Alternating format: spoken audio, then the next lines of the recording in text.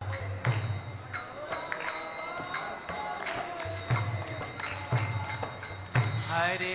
Krishna, Krishna Krishna, Hare Hare, Hare Rama,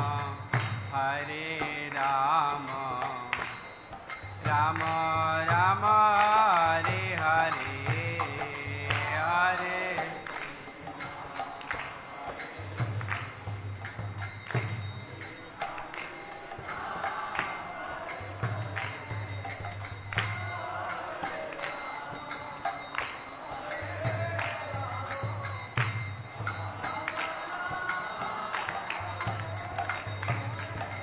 Hare Krishna, Krishna Krishna, Hare Hare, Hare Rama, Rama Rama, Hare Hare, Hare.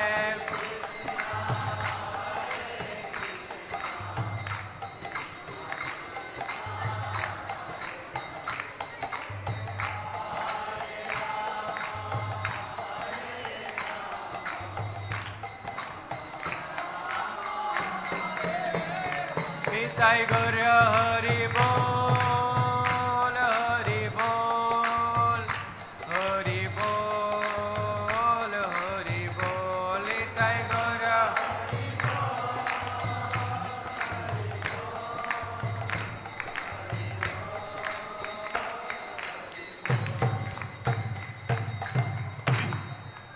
Jai Shri Radha Madhav Ashtashaki Bindu ki, Panchatattva ki, Vishwadev Prahlad महाराज की, श्रील प्रभुपाद की, समवेत भक्त मंडली की, गौर प्रेमानंदे हरि हरि बोल।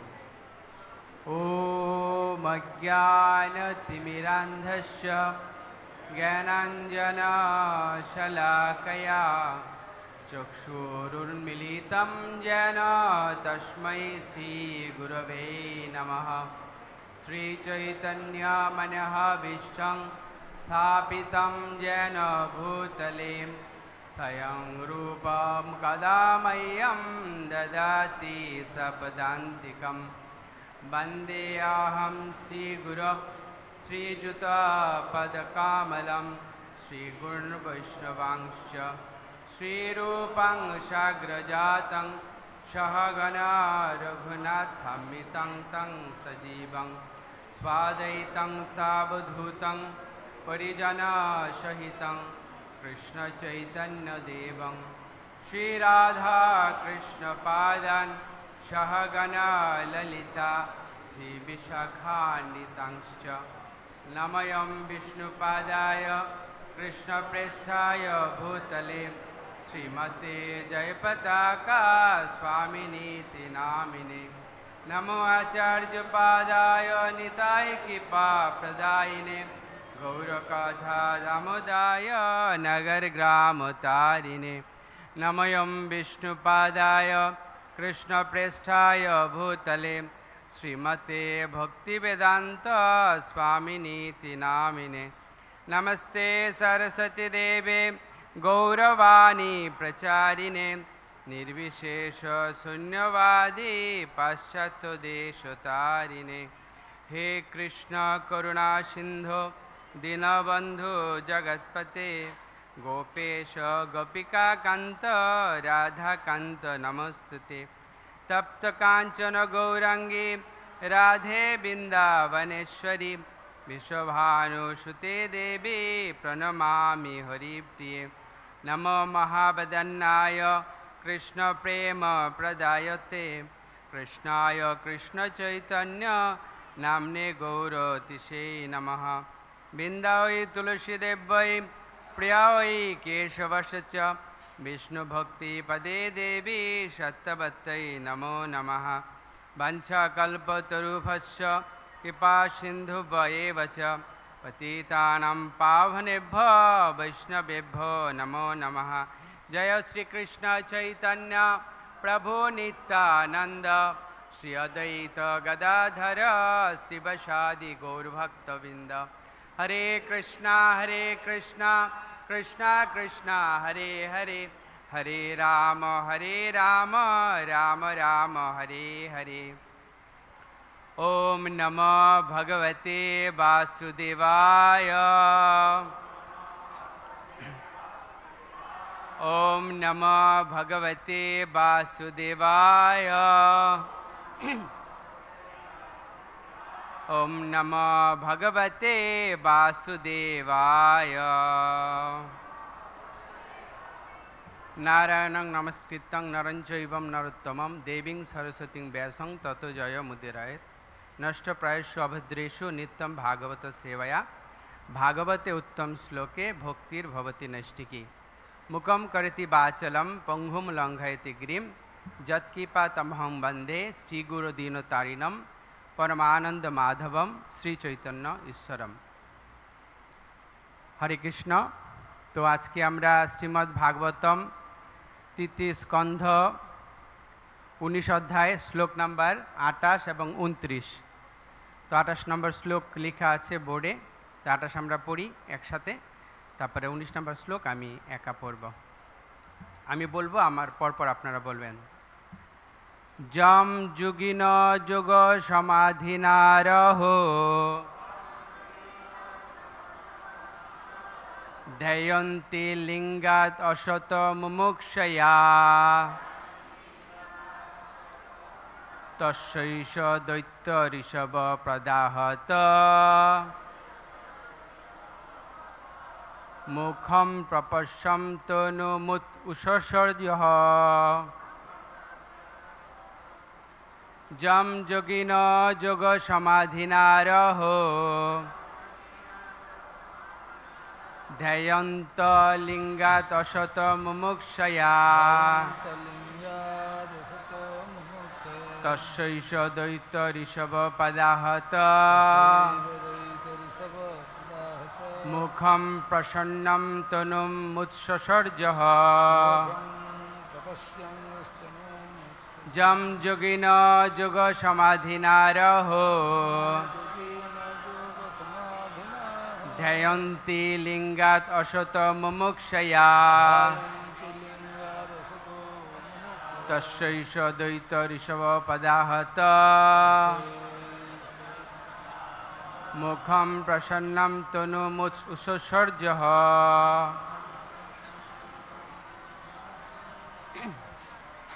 जं जोगिन जोग समाधिनारहो जं जोगिन जोग समाधिनारहो ध्यायन्ति लिंगादसतो मुमुक्षया ध्यायन्ति लिंगादसतो मुमुक्षया तस्यैष दैत्य ऋषभ पदारहो तस्यैष दैत्य ऋषभ पदाहत मुखं प्रपश्यंस्ततनुमुत्ससर्जः मुखं प्रपश्यन्तनमुत्ससर्जः जम जोगिन जोग समाधिनारहो जं जोगिन जोग समाधिनारहो ध्यायन्ति लिंगादसत मुमुक्षया तस्यैष दैत्य ऋषभ पदाहत मुखं प्रमर्शं तनुमुत्ससर्जः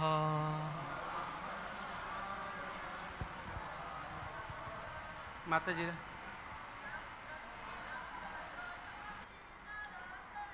जम जोगिन जोग समाधिनारहो ध्ययन्ति लिंगादसत मुमुक्षया तस्यैष दैत्य ऋषभ पदाहत मुखं प्रसन्नं तनुम् उत्ससर्जः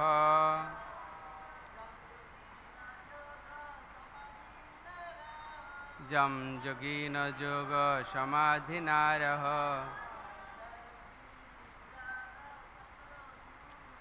ध्ययन्ति लिंगादसत मुमुक्षया তস্যৈষ দৈত্য ঋষভ পদাহত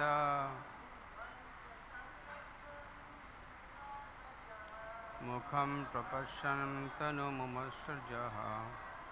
তো এই শ্লোকের শব্দার্থ, অনুবাদ এবং তাৎপর্য করেছেন আন্তর্জাতিক কৃষ্ণ ভাবনামৃত সংঘ তথা ইস্কনের প্রতিষ্ঠাতা আচার্য কৃষ্ণ কৃপা শ্রীমূর্তি শ্রী শিল অভয়চরণ অরবিন্দ ভক্তিবেদান্ত স্বামী শিল প্রভুপাদ কি। শব্দার্থ: যম যাকে, যোগিনঃ যোগীগণ, যোগ সমাধিনা যৌগিক সমাধিতে, রহ নির্জনে, ধ্যায়ন্তে ধ্যান করেন, লিঙ্গাত লিঙ্গ শরীর থেকে, অসতঃ অবাস্তব, মুমুক্ষয়া মুক্তি লাভের আকাঙ্ক্ষায়, তস্য তার, এষ এই, দৈত্য দিতির পুত্র, ঋষভ মুকুটমণি, পদা পায়ের দ্বারা, আহত আঘাতপ্রাপ্ত হয়ে, মুখম মুখ, প্রপর্শন দর্শন করতে করতে, তনুম দেহ, উৎসর্য ত্যাগ করেছিলেন, হ নিঃসন্দেহে।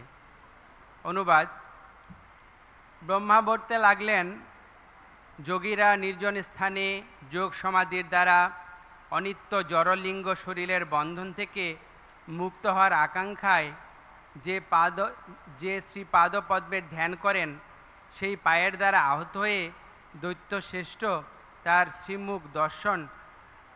শ্রীমুখ পদ্ম দর্শন করতে করতে তার নশ্বর শরীর ত্যাগ করেছিলেন। তাৎপর্য: শ্রীমদ্ ভাগবতের এই শ্লোকে যোগের পদ্ধতি অত্যন্ত স্পষ্টভাবে বর্ণনা করা হয়েছে। এখানে বলা হয়েছে যে সমস্ত যোগীরা ধ্যানের অনুশীলন করেন, তাদের চরম লক্ষ্য হচ্ছে জড়দেহের বন্ধন থেকে মুক্ত হওয়া। তাই যারা যোগ সমাধি লাভের জন্য নির্জন স্থানে ধ্যান করেন, যোগ অনুশীলন করতে হয় নির্জন স্থানে, জনসাধারণের সম্মুখে অথবা মঞ্চে প্রদর্শন করার জন্য নয়, যা আজকাল বহু তথাকথিত যোগী করছে। প্রকৃত যোগের লক্ষ্য হচ্ছে জড়দেহের বন্ধন থেকে মুক্তি। কেবল দেহকে সমর্থ এবং তনু রাখার জন্যই যোগাভ্যাস নয়, কোনো প্রামাণ্য বিধিবিধানে তথাকথিত যোগীদের এই প্রকার বিজ্ঞাপন অনুমোদন করা হয়নি। এই শ্লোকে বিশেষভাবে যম শব্দটির উল্লেখ করা হয়েছে, যার অর্থ হচ্ছে যাকে, অর্থাৎ ধ্যানের লক্ষ্য হচ্ছে পরমেশ্বর ভগবান। কেউ যদি ভগবানের বরাহ রূপেও মন একাগ্রীভূত করেন, তাহলে সেইটিও যোগ। ভগবদ্গীতায় প্রতিপন্ন হয়েছে যে কেউ যখন নিরন্তর ভগবানের বিবিধ রূপের মধ্যে যে কোনো একটি রূপের ধ্যান করেন, তিনি হচ্ছেন সর্বশ্রেষ্ঠ যোগী। এমন শুধু ভগবানের রূপের ধ্যান করেই তিনি অনায়াসে সমাধি লাভ করতে পারেন। কেউ যদি মৃত্যুর সময় এইভাবে ভগবানের রূপের ধ্যান করতে পারেন, তাহলে তিনি নশ্বর জড়দেহের বন্ধন থেকে মুক্ত হয়ে ভগবত ধামে উন্নীত হন। হিরণ্যাক্ষ দৈত্যকে ভগবান সেই সুযোগ দিয়েছিলেন। তাই ব্রহ্মা এবং অন্যান্য দেবতারা আশ্চর্যান্বিত হয়েছিলেন। পক্ষান্তরে বলা যায় যে অসুরেরাও কেবল ভগবানের পদাঘাতের প্রভাবেই যোগ অনুশীলনের পরম সিদ্ধি লাভ করতে পারেন। এখানে ছিল প্রপাতের তাৎপর্য। 29 নম্বর শ্লোক। এতই তৈ পার্শ্বদ অশ্ব শাপাজ্জাত অসদ্গতিম পুনঃ কতিপয় স্থানম প্রপশ্যেতে হজন্মভি। অভিশপ্ত অনুবাদ: অভিশপ্ত হওয়ার ফলে পরমেশ্বর ভগবানের এই দুই পার্শ্বদকে অসুরকুলে জন্মগ্রহণ করতে হয়েছিল। এ প্রকার কয়েক জন্মের পর তারা তাদের স্বস্থানে প্রত্যাবর্তন করবেন। এখানেই সমাপ্ত। তো এই অধ্যায়ে আলোচনা হচ্ছে এইরকম যে দুইজন দৈত্য, দিতির দুই পুত্র হিরণ্যাক্ষ এবং হিরণ্যকশিপু, যারা অভিশপ্ত হয়ে জন্মগ্রহণ করেছেন। তো এই যে হিরণ্যাক্ষ, উনি ভগবানের সাথে যুদ্ধ করার জন্য এসছেন।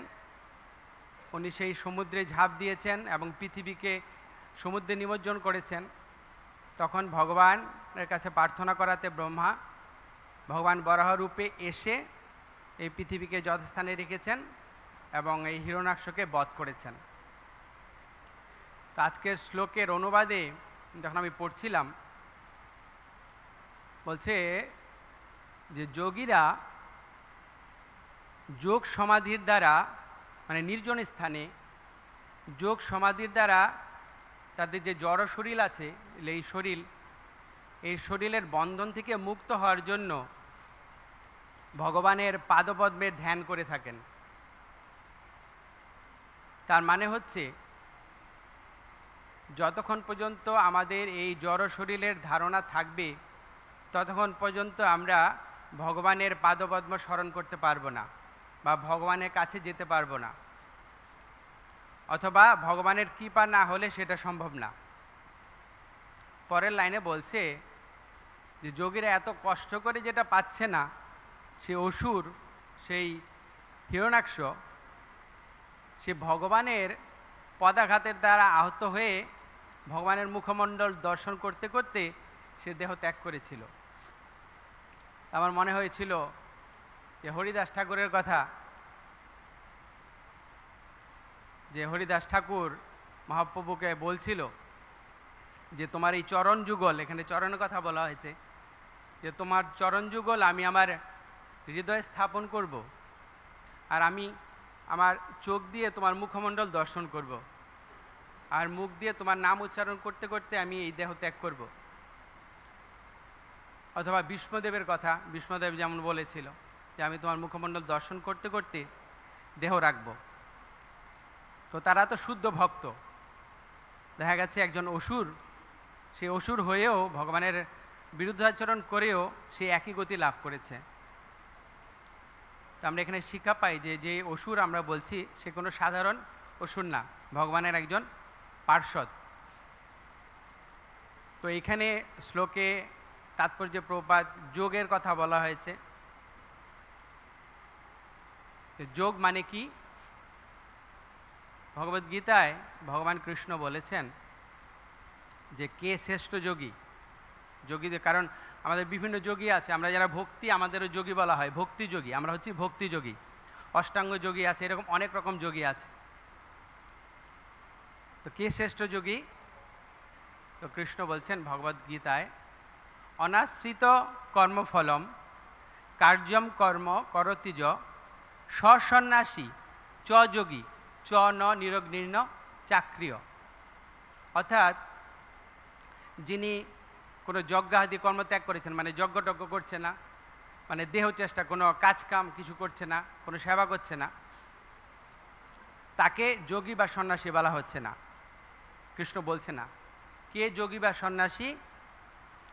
যিনি ভগবানের ইচ্ছায় কর্ম করে যাচ্ছে এবং যিনি কর্মফলের আশা করছে না, যিনি কর্মফলের আশা ত্যাগ করে শুধুমাত্র ভগবানের ভক্তি করছে, কৃষ্ণ বলছেন তিনি হচ্ছেন প্রকৃত যোগী বা সন্ন্যাসী। তো একটা হচ্ছে কলিযুগ, এই যে যোগ সমাধি বা ধ্যান, এটা ছিল সত্যযুগে সেটা করতে পারত, কলিযুগে এটা সম্ভব না। তো কলিযুগে কি করতে হবে? আপনি ওই 6ষ্ঠ অধ্যায়ে দেখবেন যে যোগী যারা, তাদের যোগ করার জন্য অনেক নিয়ম কানুন আছে, যম, নিয়ম, আসন, প্রাণায়াম, প্রত্যাহার, ধ্যান, ধারণা, সমাধি, অনেক কঠিন ব্যাপার। তো সেটা কলিযুগে অসম্ভব। তো আমাদের কি করতে হবে? আমরা হচ্ছি ভক্তিযোগী। ভক্তিযোগী মানে আমরা যা কিছু করব সব কিছু ভগবানের উদ্দেশ্যে করব। তো 6ষ্ঠ অধ্যায়ের মানে শেষে কৃষ্ণ বলেছে যে কে হচ্ছে শ্রেষ্ঠ। কৃষ্ণ বলছে যে যোগী নাম অপি সর্বেশাম মদ গতেন অন্তরাত্মানা শ্রদ্ধাবান ভজতে যো মাম সমে যুক্ততম মত। আমার মতে কে? যে শ্রদ্ধা সহকারে ভক্তি সহকারে আমার ভজনা করে আমার সেই ভক্ত উনি হচ্ছেন শ্রেষ্ঠ যোগী। তো যারা ভক্তিযোগী তারা হচ্ছে কৃষ্ণের কথায় শ্রেষ্ঠ যোগী। তো আমরা যদি ভক্তিযোগ অনুশীলন করি তাহলে কি হবে, আমরা ভগবানকে সন্তুষ্ট করতে পারবো সহজেই। ভক্তিবিনোদ ঠাকুর তার গানে লিখেছেন যে মানস দেহ গেহ যো কিছু মোর অর্পিনু তুয়া পদে নন্দকিশোর। হে কৃষ্ণ, আমার মন, আমার দেহ, আমার যা আছে আমি সব কিছু তোমাকে অর্পণ করলাম। তো আমরা ভগবানের সেবা কিভাবে করতে হয়, দেহ দিয়ে প্রপাত বলেছেন যে দেহ দিয়ে আমরা ভগবানের সেবা করতে পারবো না, আমরা সেবা করব মন এবং বুদ্ধি দিয়ে। কারণ আমার দেহ এখানে পড়ে আছে কিন্তু আমার মন কোথায় আছে আমি জানি না। আমি সেবা করছি কিন্তু আমার মনটা কোথায় আছে। তো কৃষ্ণ কি বলছে যে মনমনা ভব, তুমি তোমার মনটা আমাকে দাও। তো সেটা আমরা কিভাবে সম্ভব হবে, যখন আমরা 24 ঘন্টা কৃষ্ণ ভাবনায় থাকতে পারবো তখনই সেটা সম্ভব যে আমরা ভগবানের সেবাও করব প্লাস আমাদের যে কর্ম আছে সেটা করব। যেমন কৃষ্ণ অর্জুনকে বলেনি যে তুমি বনে চলে যাও বা হিমালয়ে চলে গিয়ে তুমি তপস্যা করো। অর্জুনকে কি বলল কৃষ্ণ, যে তুমি যুদ্ধ করো, আমার উদ্দেশ্যে তুমি যুদ্ধ করো। তস্মাৎ সর্বেষু কালেষু মাম অনুসর যুদ্ধ চ, তুমি সর্বদা আমাকে অনুসরণ করে তুমি যুদ্ধ করো। আর কি করো, ময়ি অর্পিত মনোবুদ্ধি, তোমার মন আর বুদ্ধিটা আমাকে অর্পণ করো। তো অর্জুন প্রশ্ন করতে পারে যে আমি আপনাকে আমার মন আর বুদ্ধি যদি অর্পণ করি তাহলে কি হবে? তখন ভগবান বলছে ময়ি অর্পিত মনোবুদ্ধি, তাহলে তুমি যদি আমাকে করো তাহলে কি হবে, তুমি আমাকেই লাভ করবে, এই বিষয়ে তুমি কোনো সন্দেহ করো না। মানে তুমি মন আর বুদ্ধিটা আমাকে দাও, দিয়ে তারপরে তুমি যুদ্ধ করো, তাহলে তুমি আমাকেই লাভ করবে। তো কৃষ্ণ এখানে আমাদের নিশ্চয়তা দিচ্ছেন যে আমাদের তথাকথিত বিজ্ঞানী তারা চাইছে যে তারা কিভাবে চাঁদে যেতে চাইবে, চাঁদে যেতে চায়, কিন্তু প্রপাত বলছে এইভাবে যাওয়া সম্ভব না। যারা কৃষ্ণ ভক্ত তারা অনায়াসেই ভগবানের কৃপায় ভগবানের কাছে চলে যায়। তো একটি শাস্ত্র নারায়ণীতে বলা হয়েছে যে আমাদের কি করতে হবে, আমাদের এই যে জড় কর্ম এগুলা ত্যাগ করে অথবা মনোধর্মিত যেই জ্ঞান এগুলো সম্পূর্ণ ত্যাগ করে আমাদের কৃষ্ণ সেবা করতে হবে। বলছে কেন? বলছে যখন আমরা ভক্তি করব, ভক্তির মধ্যে সব কিছু আছে। আপনি তপস্যা, দান, যজ্ঞ, ধ্যান যা ফল আছে আপনি ভক্তিযুগের মাধ্যমেই সব লাভ করতে পারবেন। এখানে ভগবান সেই নিশ্চয়তা দিয়েছে আমরা ভক্তিযুগে করার ফলে সেটা আমাদের করা সম্ভব। তো এখানে বলা হচ্ছে যে রহু মানে হচ্ছে নির্জন স্থান। তো ভক্তির জন্য আমাদের নির্জন স্থানের দরকার আছে। এখন আপনি হয়তো বলবেন, যেমন ভক্তি সিদ্ধান্ত সরস্বতী গোস্বামী প্রপাত বলছেন, দুষ্ট মন তুমি কিসের বৈষ্ণব, প্রতিষ্ঠার তরে নির্জনের ঘরে তব হরি নাম কেবলই কৈতব। হে আমার মন, তুমি কিসের বৈষ্ণব, তুমি নিজের চুপচাপ একসাথে বসে জপ করছো, ভজন করছো, মানে এটা তোমার কপটতা। মানে তুমি একা একা যদি ভজন করো তাহলে তুমি মায়ার দ্বারা আকৃষ্ট হবে। তাহলে তোমাকে কি করতে হবে, সাধুর সঙ্গে কৃষ্ণ নাম এই মাত্র চাই, আমাকে সাধুর সঙ্গে কৃষ্ণ ভজন করতে হবে। একটা সময় নির্জনতার দরকার আছে। যেমন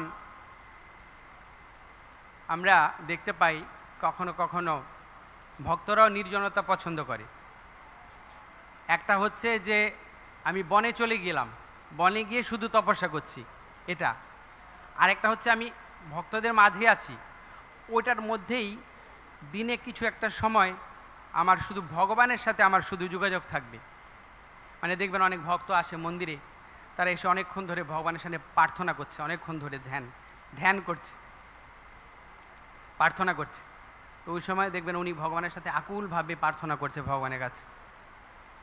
তো ওই সময় তাকে ডিস্টার্ব করা উচিত না, সে ভগবানের সাথে একটা নির্দিষ্ট সময় দিনের, অথবা আমি দেখি অনেক ভক্ত যারা যখন ভিড় কম থাকে সেই সময় মন্দিরে আসে, যখন বিকেল 4টা বাজে ওই সময় অনেক ভক্ত আসে, নির্জনতা প্রিয়, অনেক হইচই হট্টগোল এরকম তারা পছন্দ করে না।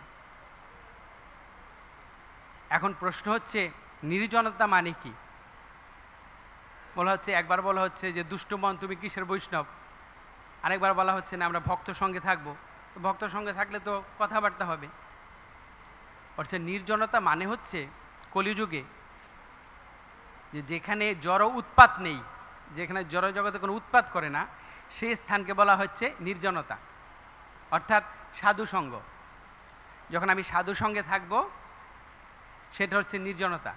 সাধু সঙ্গে থাকে মানে সেই রকম সাধু সঙ্গে, শুদ্ধ ভক্ত সঙ্গে যখন থাকবো, যেখানে শুধুমাত্র ভগবানের কথা আলোচনা হচ্ছে, যে সাধু কৃষ্ণ আবিষ্ট, যার চেতনা কৃষ্ণময়, যে কৃষ্ণকে কখনো ভুলে যায় না, এরকম সাধু সঙ্গে যখন আমরা থাকব, আর ওই যে সঙ্গ, ওই সঙ্গে অনেক ভক্ত থাকলেও সেটা নির্জনতা। কিন্তু আপনি যদি মনে করেন আপনি একা একা ভজন করবেন, তাহলেই আপনি বিভ্রান্ত হবেন, আপনার মাইন্ড ডিস্টার্ব হবে। নির্জনতা মানে হচ্ছে যে সাধু সঙ্গে থাকা এবং কৃষ্ণ কথা আলোচনা করা। যেমন অন্য যুগে হয়তো মানুষ তপস্যা করার জন্য হয়তো ওই গাছের বাকল পড়তো বা ওই ছেঁড়া বস্ত্র পড়তো, এখন সেটা সম্ভব না বর্তমানে। আপনি যদি গাছের বাকল পরে প্রচার করতে চান, আপনার কথা কেউ শুনবে না। তো প্রভুপাদ আমাদের কি শিক্ষা দিয়েছে? যে আমাদের সাধারণ পোশাক পরবো, সব কিছু কৃষ্ণ সেবায় লাগাবো। আমরা সাধারণ পোশাক পরবো এবং ভগবানের সেবার জন্য আমরা প্রচার করে যাব। এখন কেউ হয়তো আপনার প্রশ্ন করবেন যে আপনি হয়তো বললেন যে নির্জন স্থানে কৃষ্ণ ভজন করার জন্য। হয়তো আমি যেখানে আছি, আপনারা হয়তো মায়াপুরে আছেন, আমি হয়তো এমন জায়গায় আছি যেখানে নির্জন স্থান নেই, তাহলে আমি কি করে ওইখানে ভজন করব? তো বলা হয়েছে যে কোনো জীবনের যে কোনো পরিস্থিতিতে। কেন?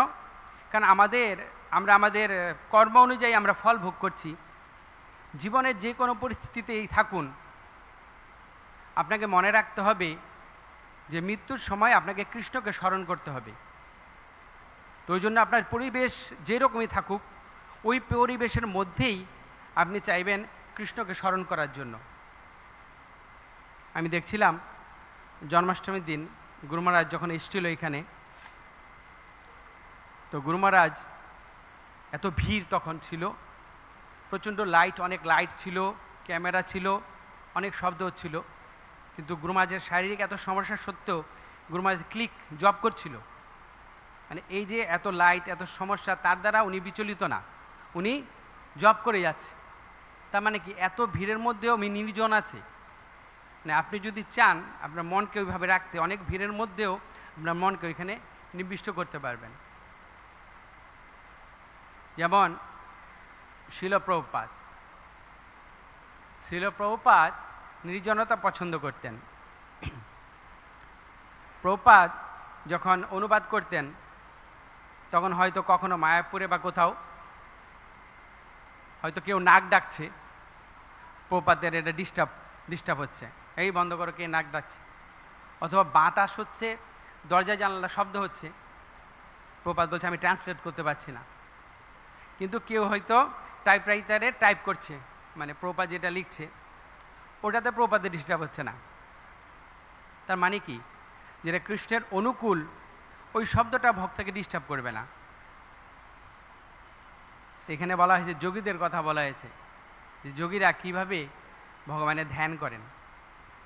তো শিল প্রভুপাদ ভক্তদের এরকম যোগ সিদ্ধি আছে, কিন্তু ভক্তরা এই যোগ সিদ্ধি কখনো দেখায় না। কেন দেখায় না? কারণ ভগবান কপিলদেব বলছে মাতা দেবীহূতিকে, যে মাতা আমার ভক্তদের আমি যদি 5 প্রকার মুক্তি দেই, 5 প্রকার মুক্তি মানে শালুক্য, সারূপ্য, সামীপ্য, সাযুজ্য এবং শাষ্টি, দিয়মানানি ন গিনন্তি বিনা মৎস্যবঞ্জনা। মানে আমার এই ভক্তকে আমি যদি 5 প্রকার মুক্তি দেই, 5 প্রকার মুক্তি মানে মানে ভগবানের লোকে বাস করা, ভগবানের মতো রূপ, ভগবানের যেরকম রূপ আমার সেই রকম রূপ, বা ভগবানের নিকটে বাস করা, বা ভগবানের মতো ঐশ্বর্য লাভ করা, অথবা ভগবানের সাথে লীন হয়ে যাওয়া। আমার ভক্তরা এগুলোও চায় না। কি চায়? দিও মানানি ন গিনন্তি বিনা মৎ সেবঞ্জনা। আমার ভক্তরা আমার সেবা ছাড়া আর কিছুই করতে চায় না। তার মানে কি? যেমন যারা যোগী তারা হচ্ছে শান্তরসের ভক্ত। শান্তরসের ভক্ত কারা? গুরু মহারাজ বলছিলেন যে গাছপালা, গাছপালা যারা আছে তারা শান্তরসের ভক্ত। কিন্তু আমরা যদি গাছপালা থাকি তো ভগবানের সাথে যে আদান প্রদান সেটা তো আপনার হচ্ছে না। কিন্তু যে ভক্তিযোগী, যে দাস্যে আছে বা সখ্য বাৎসল্যে আছে, সে কী করছে? ভগবানের সাথে আদান প্রদান করছে। তাহলে কোনটা বেশি শ্রেষ্ঠ? ভক্তিযোগী শ্রেষ্ঠ। তো ভক্তদেরও যোগসিদ্ধি আছে, কিন্তু ভক্তরা সেটা প্রয়োগ করে না। আমি প্রপাত লীলায় দেখছিলাম, অভয়চরণে দেখাচ্ছিল মহারাজ যে একবার একজন ব্যক্তি, মানে প্রপাত একটা উপরে ছিলেন, একটা বিল্ডিংয়ের উপরে, একজন ব্যক্তি বিদেশে আর কি, সে প্রপাতকে খুব মানে করছে, ডিস্টার্ব করছে, মানে বলছে যে আপনি এখানে আমেরিকায় কেন এসছেন? আপনি আমেরিকায় এসে এই ধর্ম প্রচার করছেন, আমাদের সবাইকে আপনাদের ধর্মে স্থানান্তর করছেন, আপনি এখান থেকে চলে যান, নতুবা আপনাকে মেরে ফেলবো, এরকম অনেক কিছু বলছে, প্রপাতকে অপমান করছে। তখন প্রপাত এরকম করে তার দিকে তাকিয়েছে, আর যখন তাকিয়েছে প্রপাতের শরীর মানে চোখ থেকে এমন একটা জ্যোতি বেরিয়েছে, ওই ব্যক্তির একদম ভয় পেয়ে গেছে, করতে ভয় পেয়ে এত ভয় পেয়ে গেছে, ওই লোক সাথে সাথে ওখান থেকে পালিয়ে গেছে, মানে ভয়ে ওই মানে দগ্ধ হচ্ছিল, কষ্ট পাচ্ছিল উনি প্রপাতের ওই চোখের দৃষ্টিতে, সাথে সাথে সে সেখান থেকে চলে গেছে। তা আমরা দেখতে পাই যে ভক্তদের এটা আছে, কিন্তু ভক্তরা সেটা দেখায় না। তো একবার শিল প্রভুপাদ ভক্তিবেদান্ত ম্যানরে ছিলেন, নির্জনতা, সেখানে উনি ট্রান্সলেট করছেন। তো প্রভুপাদ বলছেন একটা জল পড়ার শব্দ হচ্ছে, আমি ঠিকমতো ট্রান্সলেট করতে পারছি না। তো ভক্তরা সকালে সব কল, যত কল ছিল কল সব টাইট করে বন্ধ করে দিয়েছে। পরের দিনও প্রভুপাদ বলছে না, তবুও একটা জলের শব্দ হচ্ছে। তখন ভক্তরা গিয়ে দেখছে অনেক দূরে একটা কল থেকে জল পড়ছে। তখন তারা ভাবছে প্রভুপাদ তো এখানে আসেনি কখনো,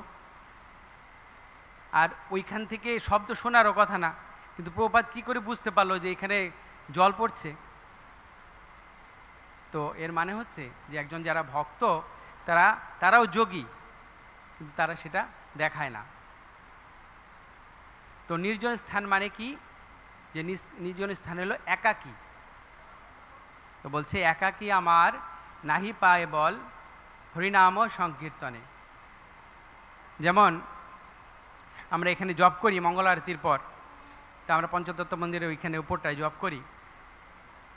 তো আমরা যখন একসাথে জপ করি, তো আমরা একজন ভক্ত যদি কোনো কারণে ঘুমিয়ে পড়ে, অন্য ভক্ত তাকে ডেকে দেয়। আমাদের যিনি প্রভু আছে রাধা মদন মোহন প্রভু, উনি আমাদের ডেকে দেয় বা কিছু উপদেশ দেয় যে ভগবানের সেবা করছো, ভগবানের সাথে সম্বন্ধ করে তুমি জপ করো। জয় শ্রী শ্রী রাধা মাধবশ্য সখীবৃন্দ কি, पंचतत्व की, विश्वदेव प्रहलाद महाराज की, श्रील प्रभुपाद की। तो ভক্তিযোগী মানে কি? যারা এই যে অষ্টাঙ্গ যোগী আছে, যোগী, তারা যখন এরকম ধ্যান করছে, তো সে যখন ধ্যান করছে তার পাশের ব্যক্তি যে আছে তার কি হচ্ছে না হচ্ছে তার তো খবর নেই। আর ভক্তিযোগী মানে কি? হয়তো আমি আর অনন্ত আচার্য শুয়ে আছি, অনন্ত আচার্য অসুস্থ, মঙ্গলাবতী আগে আর কি, উনি শুয়ে আছে, উনি জেগে আমাকে বলছে, আমিও শুয়ে আছি, উনি আমাকে বলছে যে প্রভু আপনি উঠুন, আপনি মঙ্গলাবতীতে যান, আমি অসুস্থ, আমি যেতে পারছি না, আপনি যান। তো ভক্তিযোগ মানে হচ্ছে সহযোগিতা। ভক্তিযোগে মাৎসর্যের কোনো স্থান নেই। আবার আমি এখানে জব করলি, আমাকে প্রভু ডেকে দিচ্ছে বা ভক্তরা ডেকে দিচ্ছে, তো কখনো কখনো আমি রুমে চলে যাই, যে রুমে জব করব। তো রুমে যখন যাই জব করতে গেলে ঘুমিয়ে পড়ছি, কেউ আমাকে ডাক দেওয়ার নেই, অথবা একটু জিনিস একটা আছে ওই জিনিস দেখছি, অথবা কেউ আসলো তার সাথে কথা বলছি। তো এই জন্য নির্জনতা মানে হচ্ছে এই ভক্ত সঙ্গে হরিনাম। যখন আমরা ভক্ত সঙ্গে হরিনাম করব, এটাই হচ্ছে প্রকৃত নির্জনতা। তারপরে এখানে বলা হচ্ছে যে কি করে ভক্তিযোগী হচ্ছে শ্রেষ্ঠ। ভগবান কৃষ্ণ গীতাতে বলছেন যে মৃত্যুকালে যিনি আমাকে স্মরণ করবেন উনি আমাকেই লাভ করবেন, অর্থাৎ যিনি যেই ভাব নিয়ে আমাকে স্মরণ করবেন উনি সে ভাবেই লাভ করবেন। তারপরে ভগবান কৃষ্ণ অর্জুনকে বলল যে আমাকে স্মরণ করে তুমি যুদ্ধ করো। তো কীভাবে করতে হবে? যে অভ্যাস করার মাধ্যমে। আমরা যদি অভ্যাস করার মাধ্যমে সেটা করি তাহলে আমরা এক সময় সেই সিদ্ধি লাভ করব। যেমন বিশ্বনাথদেবের কাহিনী আমরা দেখছিলাম যে মৃত্যুর সময় কিভাবে উনি কৃষ্ণকে স্মরণ করেছিলেন। তো আমাদের জীবনে অনেক সময় এরকম ঘটনা ঘটতে পারে। আমি নির্জন ভজন করলে কি হবে? গীতায় কৃষ্ণ বলছেন যে কর্মেন্দ্রিয়ানি সংযম্য जो आस्ते मनसासरण इंद्रियार्थानो विमुरात्मा মিথ্যাচার সৌচ্যতে। অর্থাৎ যিনি সব প্রকার ইন্দ্রিয়গুলো দমন করেছেন, পঞ্চেন্দ্রিয় এবং অন্য ইন্দ্রিয়গুলো দমন করেছেন মানে যোগী, কিন্তু উনি মনে মনে বিষয়ের চিন্তা করছে, ভোগ করার চিন্তা করছে মনে মনে, তাকে ভগবান বলছে উনি একজন ভণ্ড বা প্রতারক। তো কলিযুগে আমি যদি ধ্যান করতে চাই, আপনি নিজেই দেখুন যে আপনার কি হচ্ছে ঘটনাটা। ধ্যান তো কলিযুগের না। হ্যাঁ, যোগ করার কেউ যদি যোগ সঠিকভাবে করে সে ভগবান ধামে যাবে, কোনো সন্দেহ নেই। ভগবান বলছে সবাই যাবে, তারাও যাবে, কৃষ্ণ ভক্তও যাবে। কিন্তু বর্তমান সময়ে তো ধ্যান করা সম্ভব না। বর্তমান সময়ে যে আমি ধ্যান করবো, আমি নিজে দেখি যে আমি কিভাবে করতে পারবো, সম্ভব না। তো সেটা কি করে সম্ভব? যখন কৃষ্ণ কৃপা হবে। যেমন আপনাদের হয়তো কারো কারো জীবনের অভিজ্ঞতা আছে যে কখনো কখনো মানে আমাদের জীবনে এমন কিছু কিছু ঘটনা ঘটে, মানে যে ঘটনাগুলো মানে আমার এই জীবন দশায় ঘটেনি, মানে যে ঘটনাগুলো আমার জীবনে কখনো ঘটেনি, অনুভূত হয়নি, সেই রকম ঘটনা আমাদের স্মৃতিপথে চলে আসে। কেন? কারণ আমাদের এই সূক্ষ্ম যে মন, বুদ্ধি, অহংকার, এগুলো আমাদের পরও মানে দেহ ত্যাগ করার পরেও এইগুলা যাবে। আমার মন হচ্ছে পূর্ববর্তী জীবনের যেই ঘটনাগুলো ঘটেছিল সেগুলো সঞ্চিত ভাণ্ডার। মানে আগের জন্মে, তার আগের জন্মে আপনি কি কি করেছিলেন ওগুলো আপনার মনের ভেতরে আছে। তো কখনো কখনো আপনি স্বপ্নে হয়তো দেখছেন যে আপনি আকাশে উড়ে বেড়াচ্ছেন, কিন্তু বাস্তবে আপনি কখনো আকাশে উড়েননি। কেন আপনি আকাশে উড়ে বেড়াচ্ছেন? তার কারণ হলো যে আপনি আগের পূর্ব জন্মে আপনি হয়তো কোনো দেবতা ছিলেন, হয়তো বা কোনো নভোচারী ছিলেন, কারণ ওইটার স্মরণ আপনার হচ্ছে। অথবা স্বপ্নে আপনি দেখছেন এমন কোনো জায়গা দেখছেন যে জায়গায় আপনি কখনো যাননি, যে জায়গা আপনি দেখেননি কখনো, কিন্তু স্বপ্নে আপনি সেই জায়গাটা দেখছেন। কেন দেখছেন? কারণ আগের জন্মে আপনি যেটা করেছিলেন সেটা আপনার মনের ভেতরে আছে। তো তার মানে কি হলো? তার মানে হচ্ছে যে এই জীবনে আপনি যেরকম ভাববেন পরবর্তী জীবনে গিয়ে আপনি সেটা পাবেন। এই জীবনে যদি আপনি ভগবানকে স্মরণ করেন এবং অন্তিকালে যদি আপনি ভগবানের স্মরণ করতে পারেন, আপনি ভগবানের কাছে চলে যাবেন। আর যদি কোনো কারণে নাও যেতে পারেন, আপনি এমন একটা শরীর পাবেন, ভক্তির অনুকূল পাবেন, যাতে আপনি ভক্তি করতে পারেন।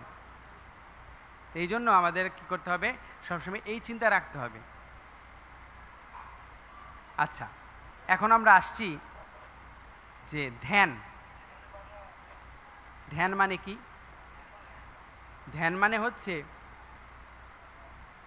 যে ভগবানের রূপ, গুণ, লীলা আদির সেবায় নিমগ্ন হওয়া, অথবা ভগবানের রূপ, গুণ, লীলা সেবার ধ্যান করা, ধ্যান করে সেবা করা, এটা হলো ধ্যান শব্দের অর্থ। মানে রূপ নেই, গুণ নেই, কিছু নেই, ভগবানের কিছু নেই, অব্যক্ত রূপের উপাসনা করা, সেটাকে ধ্যান বলে না। ধ্যান মানে হচ্ছে ভগবানের যে কোনো একটা রূপের, যেখানে প্রভুপাদ এখানে তাৎপর্য বলছেন যে কেউ ভগবানের বরাহদেবের রূপের চিন্তা করতে পারে বা যে কোনো রূপের চিন্তা করতে পারে। যম মানে যাকে, আমরা ভগবানের যে কোনো রূপের ধ্যান করতে পারি। তো আমরা দেখতে পাই যে ধ্যান মানে হচ্ছে কোনো একটা বিষয়ের উপর চিন্তা করা। যেমন আপনি যখন স্টেশনে যাবেন, আপনার হাওড়া স্টেশনে দেখবেন বলবে ধ্যান সে শুনিয়ে। ধ্যান সে শুনিয়ে মানে মনোযোগ দিয়ে শুনুন। তা আমাদের মনে যখন আমরা ধ্যান বলি তখন মনে কি আসে? মনে হয় এরকম একটা ধ্যান করা। ধ্যান করা মানে কোনো একটা বিষয়ে মনোনিবেশ করা। এই যে আপনি ভগবানের যে কোনো সেবা করছেন, আমরা কি ধ্যানযোগী না ধ্যানযোগী না? আমরা ধ্যান করি কি করি না? আমরা যারা ভক্ত, হ্যাঁ করি। কিভাবে করি? আমরা যে মনে করুন আপনি ভগবানের জন্য রান্না করবেন, আপনি রান্নায় যদি মন না দেন রান্না ভালো হবে? অনেক সময় দেখেছি বলে মাতাজি লবণ দিয়েছিলাম কি দেইনি মনে পড়ছে না। আর আপনি যদি ভক্ত, আপনি তো খেয়ে চাকতে পারবেন না। তার মানে লবণ দেননি মানে আপনি মন দেননি রান্নায়, এই জন্য আপনি মনে পড়ছে না লবণ দিচ্ছেন কি দেননি। তার মানে মনোনিবেশ করতে হবে। আপনি ভগবানের যখন সাজাবেন, ভগবানের যখন মালাটা পরাবেন, মালা গাঁথবেন, তাহলে আপনি কি ধ্যান দিতে হবে না ওইখানে যে মালাটা ঠিক ঠিক হলো কি না, কীরকম হলো? আপনাকে ধ্যান দিতে হচ্ছে না? তাহলে আমরা কি ধ্যানযোগী? হ্যাঁ না? তো আমরা তো সবসময় ধ্যান করছি। ধ্যান মানে ভগবানের সেবায় নিমগ্ন হওয়া, মানে আপনি মনোযোগ সহকারে ভগবানের সেবা করা। আর যদি এমনি সেবা করছেন ওটা ধ্যান হচ্ছে না। তার মানে হচ্ছে আমরা যা কিছু করব ভগবানের সন্তুষ্টির জন্য করব। যেমন ধ্যানীদের মধ্যে শ্রেষ্ঠ কারা? যারা শ্রেষ্ঠ ভক্ত, ভগবানের শ্রেষ্ঠ ভক্ত কারা? গোপীরা হচ্ছে ভগবানের শ্রেষ্ঠ ভক্ত। তারাও ধ্যানী, মানে তারাও ধ্যান যোগ করেছিল। সেটা কীরকম? যখন কৃষ্ণ তাদের ডেকেছিলেন, কোনো কোনো গোপীরা যেতে পারেনি, তাদের ঘরে আটকে দিয়েছিল দরজা তার স্বামীরা। তখন তারা কি করেছিল? তখন তারা ঘরে বসেই ভগবানের প্রেমময়ী সেবায় যুক্ত হয়ে ভগবানের মুখপদ্মের ধ্যান করে, এরকম চোখ মুদ্রিত করে ভগবানের ধ্যানে মগ্ন হলেন। মানে তারা বলছেন যে হে প্রভু, আমার এই যে শরীর দেহ, এটা দিয়ে তো আমি যেতে পারলাম না আপনার কাছে। আমি আমার মন দিয়ে, আমার মনটা আপনাকে দিয়েলাম, আমি আমার মন দিয়ে আপনার ধ্যান করছি। মানে মনের মাধ্যমে তারা ওইখানে চলে গেছে যেখানে কৃষ্ণ ছিল। এই জড়শীল তারা ত্যাগ করেছে, কিন্তু তারা কোথায় চলে গেছে? ভগবানের কাছে চলে গেছে। এখান থেকে আমরা দেখতে পাই যে ধ্যানের মাধ্যমে আমরা ভগবানের সেবা করতে পারি। তো ধ্যান যোগী হচ্ছে শ্রেষ্ঠ যোগী। তো একবার যেটা বলছিলাম যে প্রভুপাদ কীভাবে সব কিছু জানতে পারেন। বিদেশে একবার ছিল, প্রভুপাদ যাচ্ছেন গাড়িতে করে, তো সামনে একটা গাড়ি ছিল, ওই গাড়ির পেছনে লেখা ছিল বেদানা, মানে এর গাড়ির মধ্যে বেদানা আছে, পেছনে সাইনবোর্ড লেখা ছিল। তো একজন যে গাড়ি চালাচ্ছিল প্রভুপাদের শিষ্য, তো উনি বলছে প্রভুপাদ এই গাড়িতে, এটা বেদানার গাড়ি। প্রভু বলছে না, এই গাড়িতে আপেল আছে। তো শিষ্য দেখছে, আরে গাড়িতে দেখছি আমি বেদানার ছবিও আছে আর দেখতে পাচ্ছি। বলছে না প্রভুপাদ। প্রভু বলছে না, এই গাড়িতে আপেল আছে। তো শিষ্য ভাবছে গুরুদেব আছে, ঠিক আছে, কিন্তু গুরুদেব যা বলবে আমাকে তাই মানতে হবে, এরকম তো ব্যাপার না। তখন সেই ড্রাইভার ভক্ত কী করেছে, গাড়িটা আগে নিয়ে গেছে দেখার জন্য। তখন দেখছে যে গাড়ির শেষ অংশে শুধু বেদানা ছিল আর বাকি সবগুলোই আপেল ছিল, শুধু লাস্টেরইটাতে বেদানার ছিল, মানে আর বাকি সবগুলো ছিল আপেল।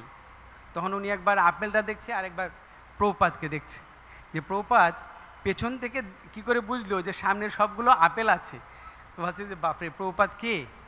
প্রভুপাদ তো দেখছি বড় যোগী, মানে না দেখে সব কিছু বলে দিচ্ছে। তো আমি পড়ছিলাম ভক্তিবিনোদ ঠাকুর একটা গানে লিখেছেন, মানে ঘটনাটা এরকম, একবার শচীরঙ্গনে নবদ্বীপে মাধবেন্দ্র পুরী এসছেন, তো তাকে মহাপ্রভু নিমন্ত্রণ করেছেন প্রসাদ পাওয়ার জন্য। তো শচী মাতা অনেক কিছু রান্না করেছেন, ডালি ডালনা মোচা ঘণ্ট রান্না করে ভগবানকে ভোগ লাগিয়েছেন। তখন মাধবেন্দ্র পুরী বলছেন যে সচিমাতা হচ্ছে ভগবানের শুদ্ধ ভক্ত, আর উনি প্রেম সহকারে এই ভোগ লাগিয়েছে। তখন উনি বলছে যোগে যোগী পায় যাহা, মানে যোগ সাধনা করে যোগী যেটা লাভ করে ভোগে আজ হবে তাহা, মানে আমি ভগবানের প্রসাদ আস্বাদন করে আমি সেই ফল লাভ করব। মানে যোগী যোগ সাধনা করে যেটা লাভ করবে, যোগে যোগী পায় যাহা ভোগে আজ হবে তাহা, আমি ভগবানের প্রসাদ করে আমি সেটা লাভ করো। আর সবাই মুখে হরি হরি বলো। তখন উনি বলছে কেন এই কথা বলা হচ্ছে, মানে ভগবান শিবজিকে কখনো বলা হয় যোগেশ্বর, যোগেদের মধ্যে শ্রেষ্ঠ। তখন বলছে যে এই শিবজি একবার ভগবানের প্রসাদ পেয়ে উনি নৃত্য করেছিল, আমরা জানি।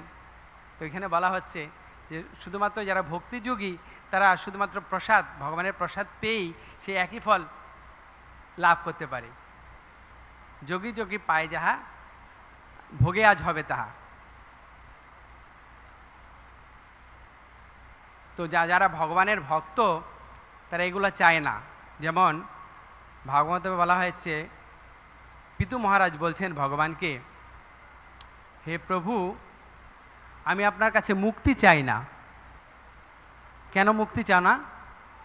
না আমি যদি আপনার শরীরে লীন হয়ে যাই তাহলে তো আমি আপনার কীর্তন করতে পারবো না, আপনার কথা শ্রবণ করতে পারবো না, আপনাকে আমি দর্শন করতে পারবো না। আমি এই মুক্তি চাই না। ভক্তরা এগুলো চায় না। মুক্তি মানে যদি করজোরে তার কাছে প্রার্থনা করে শুদ্ধ ভক্তের কাছে, শুদ্ধ ভক্ত সেটা গ্রহণ করে না। বিদ্যাসুর তার প্রার্থনায় বলছেন যে ন নাগ পিষ্টম ন চ পারমেষ্টম, আমি এগুলা কিছু চাই না। নাগ পিষ্টম ন চ পারমেষ্টম ন রসাধিপত্যম, আমি রসাধিপত্যের হতে চাই না। ন যোগ সিদ্ধির অপুনর্বভম্বা, হে প্রভু আমি ইন্দ্রপদ চাই না, আমি ব্রহ্মার পদ চাই না, আমি রসাতলের যে পদ চাই না, আমি কোনো সাম্রাজ্যের রাজা হতে চাই না, আমি এই যে যোগী যেটা চায় আমি অষ্টাঙ্গ যোগী হতে চাই না। আমার একমাত্র ইচ্ছা আমি যেন আপনার ভক্ত সঙ্গে থাকতে পারি, আর ভক্ত সঙ্গে থেকে আমি যেন আপনার সেবা করে যেতে পারি, এটাই আমার একমাত্র ইচ্ছা। ভগবান শিব পার্বতীকে বলছেন যে নারায়ণ পরা সর্বে ন কুশ্চন বিভূতি, যারা নারায়ণের ভক্ত তারা কোনো কিছুতেই বিচলিত হয় না। তারা যদি স্বর্গেও থাকে, তারা যদি তাদের যদি মুক্তিও দান করা হয়, অথবা তারা যদি নরকেও থাকে, কখনো তারা সেই জানা বিচলিত হয় না। আমি কোথায় আছি? ভগবান রাখবি মারবি জয় ইচ্ছা তোহারা, নিত্য দাসপতি তোয়া অধিকারা। তো মহাপ্রভু আমাদের শিক্ষা দিয়েছে। মহাপ্রভু বলছে গ্রাম্য কথা না শুনিবে, গ্রাম্য বার্তা না কহিবে, ভালো না খাইবে আর ভালো না পড়িবে, অমানি না মানস হইয়া কৃষ্ণনাম সদা লবে, রাধাকৃষ্ণ সেবা মানসে করিবে। আমরা কিভাবে ভগবানের সেবা করব? এইভাবে। যখন আমরা সেটা করব তখন আমরা ভগবানের কৃপা লাভ করতে পারব। তো শিল প্রভুপাদের ব্যাস পূজা গেল কালকে। তো একবার একজন মাতাজি প্রভুপাদের মানে সেই সময় প্রভুপাদ যখন ছিলেন, প্রভুপাদের ব্যাস পূজার আয়োজন করেছেন বিদেশে আর কি। তো মাতাজি প্রভুপাদের জন্য একটা সুন্দর কেক বানিয়েছেন। কেক বানিয়ে প্রভুপাদের কাছে নিয়ে এসছেন এবং 11-12টা মোমবাতি জ্বালিয়ে দিয়েছেন। প্রভুপাদ দেখছে, তো বলছে প্রভুপাদ আপনি ই করুন, একটা ফু দিয়ে এসব মোমবাতিগুলো নিভে ফেলুন এবং যে কোনো একটা উইশ করুন, আপনি যে কোনো একটা ইচ্ছা করুন, তাহলে আপনার সেই ইচ্ছা পূর্ণ হবে। তো প্রভুপাদ তখন ফু দিয়ে মোমবাতি নিভিয়েছে, আর প্রভুপাদ বলছে ঠিক আছে তো? বলছে হ্যাঁ। তখন মাতাজি বলছে প্রভুপাদ আপনি একটা ইচ্ছা করুন, যে কোনো একটা ইচ্ছা করুন, আপনার ইচ্ছা পূর্ণ হবে। তখন প্রভুপাদ বলছে আমার একমাত্র ইচ্ছা হচ্ছে কৃষ্ণ, আমি কৃষ্ণকে চাই, আমার একমাত্র ইচ্ছা হচ্ছে আমি কৃষ্ণকে চাই, আর আমি আর কিছু চাই না। তো পরবর্তীতে প্রভুপাদ বলল যে আমার একমাত্র আমি যে এত সেবা করছি, মানে আমার সেবার উদ্দেশ্য, আমার এত যে ইচ্ছা, আমার একটাই ইচ্ছা, কিভাবে আমি কৃষ্ণ সেবা করতে পারবো। তো একজন শুদ্ধ ভক্ত কি চাইছে? সে কৃষ্ণকে চাইছে। তো আমাদেরও এরকম ইচ্ছা করা উচিত যে আমি শুধু কৃষ্ণকে চাই, যেটা শিল প্রভুপাদ বলছে যে আমি শুধু কৃষ্ণকে চাই, অন্য কিছু চাই না। তো এই শ্লোকের তাৎপর্যে দেখিয়েছে যে কিভাবে আমরা মৃত্যুবরণ করব। এই অসুর কিভাবে মৃত্যুবরণ করলো। তো কিভাবে মৃত্যুবরণ হবে? যখন আমরা মৃত্যুকালে ভগবানকে স্মরণ করতে পারবো। তো সারা জীবন আপনি যেটা অভ্যাস করবেন, মৃত্যুকালে তো সেইটাই আপনার হৃদয়ে আসবে। যেমন বরাহ পুরাণে বলা হয়েছে, ভগবান বলছেন যে আমার যে শুদ্ধ ভক্ত আমার সেবা করছে সব সময়, তাকে আমি কি করি? আমি তাকে নয়ামি পরমম স্থানম, আমি তাকে আমার পরম স্থান মানে আমার ধামে নিয়ে যাই, গোলক বৃন্দাবনে নিয়ে যাই। তো ভক্ত জিজ্ঞাসা করবে যে প্রভু আপনি আমাকে কি করে নিয়ে যাবেন? তখন ভগবান বলছেন গরুর স্কন্ধ আরোপ্যম, আমি আমার ভক্তকে গরুর স্কন্ধ মানে পিঠে, আমি আমার ভক্তকে গরুর পিঠে করে আমি আমার ধামে তাকে নিয়ে যাব। তো এটা হচ্ছে ভক্তিযুগের বিশেষতা।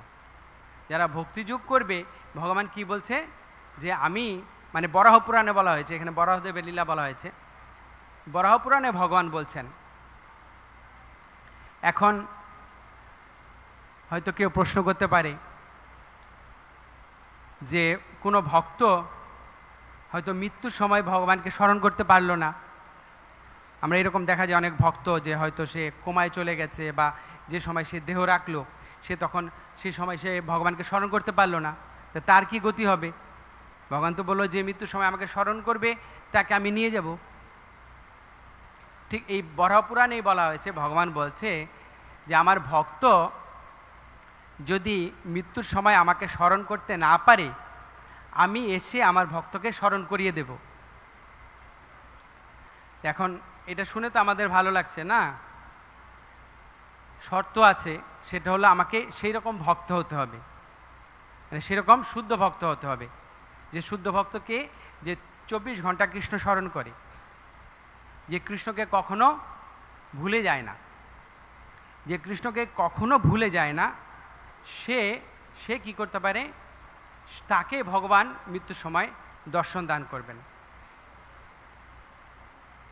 তো মণিগোপাল প্রভু বলছিল যে মৃত্যুর সময় আমরা যারা ভক্তি করছি একটু মনোযোগ দিয়ে শুনলে ভালো আর কি, যে মৃত্যুর সময় আমাদের দুটো জিনিস মনে হবে।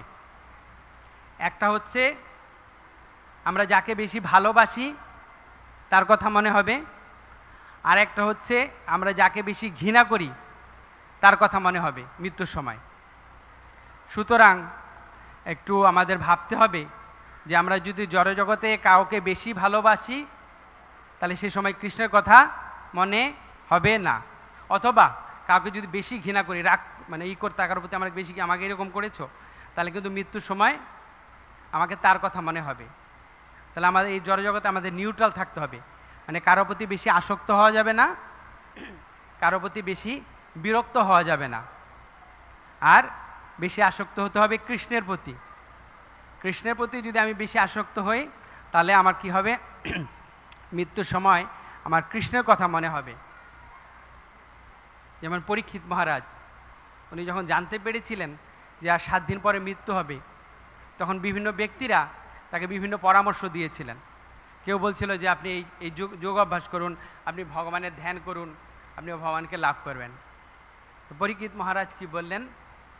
পরীক্ষিত মহারাজ বললেন তম্মপয়ান্তম পতিজন্তু বিপ্রা গঙ্গা চ দেবী ধৃতচিত্ত মিশে দ্বিজোপশিষ্ট কুহক স্তক্ষক বা দশত্তলম গায়ত বিষ্ণু গাথা। তন্মপি আন্তম প্রতিজন্তু বিপ্রা। হে ব্রাহ্মণগণ, যে যারা এসেছিল ঋষিতে, তাদের বলছে যে আমাকে আপনাদের নিকট সমর্পিত আত্মা মনে করুন, আর মাতা গঙ্গেও আমাকে সেরকম বলে গ্রহণ করুক। এখন আমার ওই ব্রাহ্মণ বালক যে আমাকে অভিশাপ দিয়েছে, তার পীড়িত ওই তক্ষক এসে আমাকে দংশন করুক আর যাই করুন, আপনারা সবাই ভগবানের কথা বলতে থাকুন, আপনারা সবাই ভগবানের কথা বলতে থাকুন। আমি ভগবানের কথা স্মরণ করতে করতে আমি এই দেহ ত্যাগ করব। ওই সাপে মারুক আর যাই করুক, আপনারা ভগবানের কথা বলতে থাকুন। তো প্রভুপাদকে জিজ্ঞাসা করা হয়েছিল যে প্রভুপাদ, শেষ সময় যে আপনার খুব কষ্ট হচ্ছে। প্রভুপাদ বলছে, this is my best time, এটা হচ্ছে আমার কাছে সবচেয়ে মধুর সময়। তো প্রভুপাদ কীভাবে দেহত্যাগ করেছিলেন? ভগবান এই ভাগবতমের বৃন্দাবন লীলা উনি অনুবাদ করছিলেন, বৃন্দাবন লীলা স্মরণ করছিলেন, ব্রহ্মা বিমোহন লীলা স্মরণ করতে করতে প্রভুপাদ দেহত্যাগ করছিলেন। যারা শুদ্ধ ভক্ত তারা এইভাবেই দেহত্যাগ করেন, ভগবান তাকে স্মরণ করিয়ে দেন।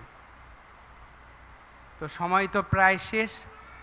কারো যদি কোনো প্রশ্ন বা মন্তব্য থাকে, প্রশ্ন বা মন্তব্য করতে পারেন। কারো কোনো প্রশ্ন নেই? জয় গ্রন্থরাজ শ্রীমতম ভাগবতম কি, রাধা মাধব অষ্টসখীবৃন্দ কি, पंचतत्व की, विष्णुदेव प्रहलाद महाराज की, श्रील प्रभुपाद की, समवेत गौर भक्त मंडली की, निताय गौर सीतानाथ प्रेमानंदे। हरि हरि बोल।